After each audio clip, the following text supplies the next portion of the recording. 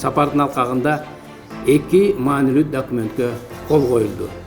Кыргыз Республикасынын министрлер кабинети менен Словакия Республикасынын өкмөтүнүн ортосундагы дипломатиялык жана кызматтык паспорттардын ээлерин визалык тараптардан бошотуу жөнүндө макулдашуу, ошондой эле эки өлкөнүн тышкы иштер министрлеринин ортосундагы 2026-2027 жылдарга кызматташтык программасы боюнча кол коюлду.